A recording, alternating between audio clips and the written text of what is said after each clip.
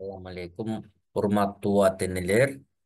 Гапыр Мадаминов агайыбыздын Дастаркон четиндеги университет деген китеби боюнча 9 сухбатты баштайбыз. Билим өнөр үйрөнүүдө мектеп окуу жайлардын туура тандалуусу, мугалим устатка болгон мамиле жөнүндө тема бүгүнкү. Китепте ичинде биринчи мектеп окуу жайдын ыйыктыгы, экинчи мугалим устаттар жөнүндө. Балдардын сапаттуу билим алуусунда мектеп окуу жайлардын устаттардын туура тандалуусунун мааниси өтө чоң. Эгерде балдар кайсы бир багыт боюнча шыктуу болсо, мүмкүн ошол боюнча тереңдетип окуткан мектепти тандоо зарыл. Ата-энелер дасторкон четинде балдарынын шык жөндөмүнө карап, мисалы, кээ бири сүрөтчүлүккө, бирөө усталыкка, бирөө автомобиль оңдоочуга, бирөө ширетүүчү токарлыкка, IT технологияга жана башка өнөр кесипке кызыгат. Ошол талантына, кызыгуусуна карап, атайын орто окуу жай лицейлери бар окуу жайларга тапшырууга багыт берүү.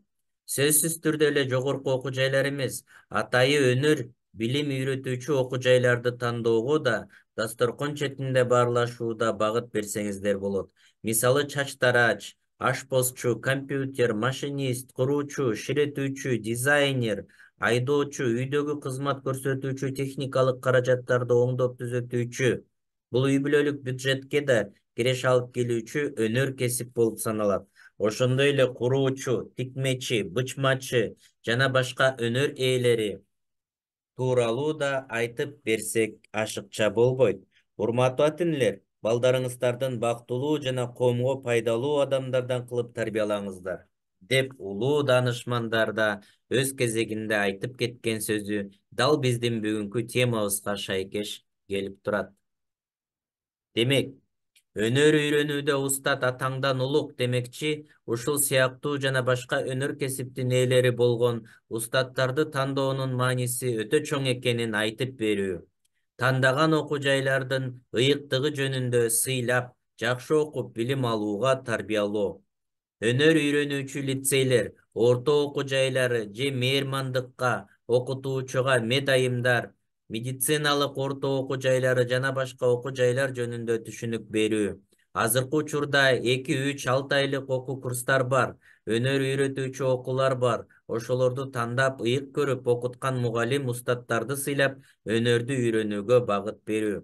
Көпчүлүк учурда жогорку окуу жайлар престиждүү, ал эми орто окуу жайлар өнөр үйрөтүүчү окуу жайларга балдар анча кызыкпай, сыйлабай мамиле кылышы мүмкүн. Ошон үчүн балдарга өнөр үйрөтүүчү окуу жайларга, өнөр үйрөтүүчү устаттарга ыклас менен окуп, изат кылып, берилип үйрөнүүгө тарбиялоо зарыл.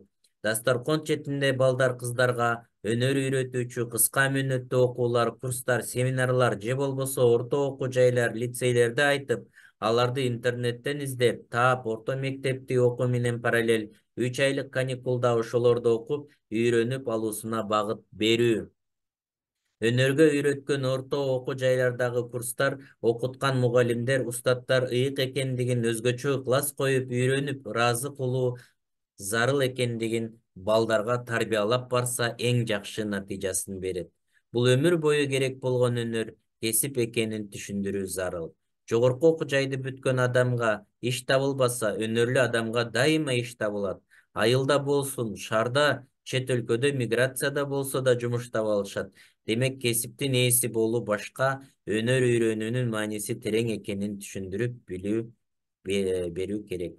Илим үйрөнгүлө, олуттуулукту жана оор басырыктуулукту үйрөнгүлө. Үйрөнүп жаткан адамга, мугалимиңерге жөнөкөй болгула, өзүңөрдү төмөн алгыла, текебер алымдардан болбогула, деп пайгамбарыбыз саллаллаху алейхи вассалам айткан экен. Саят кери жарашса, жаман ат жарышка кошулат, дейт макал. Хикая. Күндөрдүн биринде бир кишинин үйүнө уулунун устаты атактуу алым конок болуп келиптир.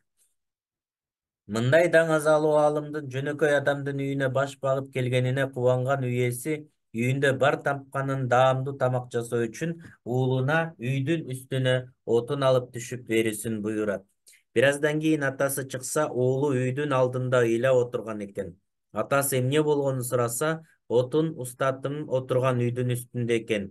Мен кантип устатым отурган үйдүн үстүнөн аны тепсеп, отун аламын деп жооп берет.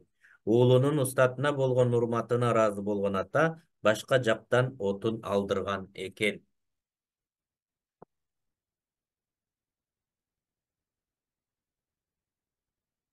Ушул окуя чыныгы болгон окуялардан да бул кайсы улуу бир окумуштууларга тиешелүү атын эсимен чыгып кетти. Авиценне деп аттап эле же бир ушундай бир улуу окумуштуулардын бирөөсү да.